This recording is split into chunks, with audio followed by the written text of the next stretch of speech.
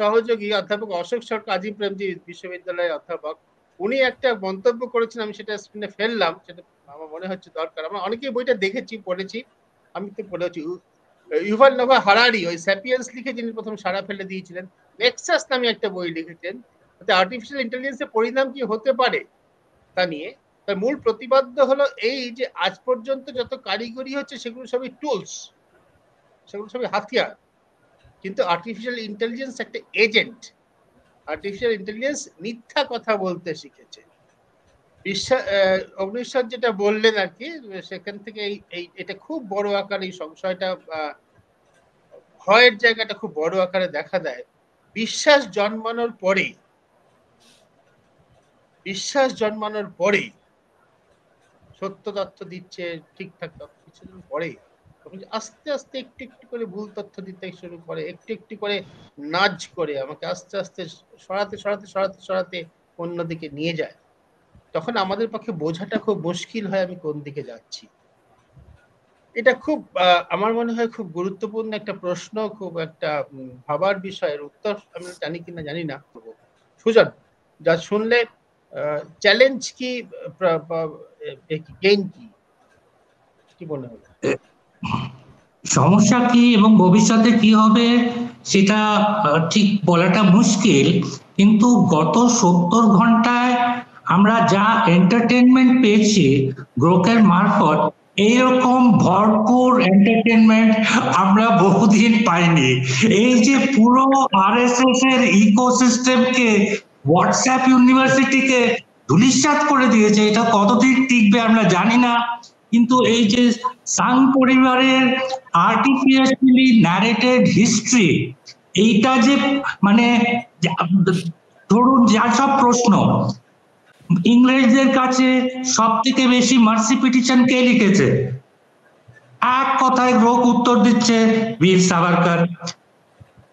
তুলনায় তারপর একটা প্রশ্ন আছে, স্বাধীনতা আন্দোলনে মুসলমান আর আরএসএস দের কি অবদান, গ্রোক লিস্ট করে দিয়ে দিয়েছে যে মুসলমানরা এত এত মুসলমানরা স্বাধীনতা আন্দোলনে ভাগ নিয়েছে, কিন্তু আরএসএস সাংগঠনিক ভাবে, আরএসএস এর কিছু নেতা ব্যক্তিগতভাবে হয়তো অংশগ্রহণ নিয়েছে, কিন্তু সাংগঠনিক ভাবে আরএসএস কোনোদিন কখনো স্বাধীনতা আন্দোলনে ছিল না। এই যে তারপর কেউ প্রশ্ন করেছে সোনিয়া গান্ধী কি বার ডান্সার ছিলেন, তখন উনি বলেছেন যে না, সোনিয়া গান্ধী বারে কাজ করেছেন ইংল্যান্ডে থাকতে, কিন্তু বারে ডান্স করেছে তার কোনো তথ্য এখনো আমরা পাচ্ছি না। এই যে পুরো যে ন্যারেটিভ হিস্ট্রিটা যার উপরে দাঁড়িয়ে সাং পরিবারের প্রজেক্টটা চলছে, সেটাকে ধূলিসাৎ করে দিয়েছে। এখন আপনি একটা প্রশ্ন করতেই পারেন যে এটা কি তাহলে স্পেসিফিক্যালি সাং পরিবার বিজেপির মোদির মার্কশিট নিয়ে প্রশ্ন করেছে, এটা কি স্পেসিফিক্যালি মোদি আর সাং পরিবারের এগেইনস্টে টার্গেটেড? না, কিন্তু মোদি আর সাং পরিবার তো ক্ষমতায় আছে, তারা সব থেকে বেশি, ভারতবর্ষে তারা সব থেকে বড় রাজনৈতিক এন্টিটি। যে এলন মাস্ক যে কোম্পানির মালিক এক্সএআই, তার তৈরি করা এআই চ্যাটবট, সে নিজেই বলছে যে এলন মাস্ক টুইটারে সব থেকে বেশি মিথ্যে কথা বলে। এইরকম এই যে this sudden burst of free expression, আসলে ফ্রিডম অফ এক্সপ্রেশনটাও বলা মুশকিল, যেটা শুভজিৎ, ফ্রিডম অফ এক্সপ্রেশন তো মানুষের জন্য, এটা তো একটা মেশিন। এখানটায় মানুষের জন্য যেটা অ্যাপ্লিকেবল সেটা হচ্ছে ফ্রিডম টু অ্যাকোয়ার নলেজ। এখন আমরা অলরেডি দেখতে পাচ্ছি, আজকেই খবর এসছে, খবরের কাগজে চেপেছে, বোধহয় টাইমস অফ ইন্ডিয়াতে চেপেছে, যে মেইটি মানে ministry of information technology, electronics and information টেকনোলজিতে অনেক রকমের আলোচনা হচ্ছে। তার মধ্যে একটা আলোচনার বিষয় হচ্ছে যে গ্রোককে যারা প্রভোকেটিভ প্রশ্ন করবে তাদের পেছনেও আমরা লাগতে পারি।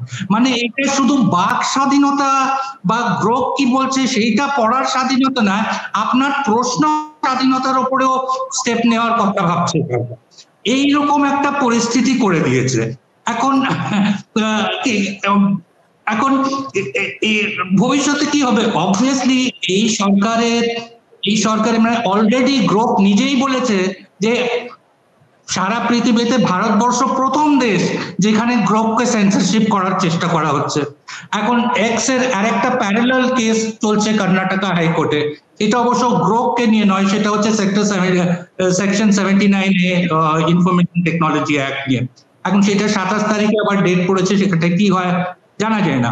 কিন্তু এক্স এর ওপরেও মানে এলন মাস্কের ওপরেও একটা, কিন্তু এলন মাস্কের তো এটা ব্যবসা, এবং এলন মাস্ক ব্যবসা যখন হয় বা গ্রোককে যদি সামাল দিতে সময়, তো আমি একটা জিনিস বলো, এলন মাস্ক প্রথমত ব্যবসা করছেন, ভারতে টেসলা গাড়ি বিক্রি করবেন, আর ভারতে গ্রোক বলবে যে নরেন্দ্র মোদী সব থেকে বড় মিথ্যেবাদী, এই দুটো একসঙ্গে তো চলতে পারে না। আমার সোজা প্রশ্ন। আমার ধারণা এলন মাস্ক আরো কিছু চায়। Tesla is not enough. Already টেসলার উপরে ট্যারিফ 115% থেকে, মানে ইভির উপরে ট্যারিফ 115% থেকে 15% করে দিয়েছে, কিন্তু এরপরে স্টারলিংক আছে, এরপরে আরো অনেক ব্যবসা আছে। ফলে গ্রোককে সাপ্রেস হয়তো করতে পারবে না, নিশ্চয়ই আরেকটা ডিল হতে হবে, সেই ডিলটা করতে চায়, এবং এই গ্রোককে তার ওয়েপন হিসেবে ব্যবহার করা হচ্ছে।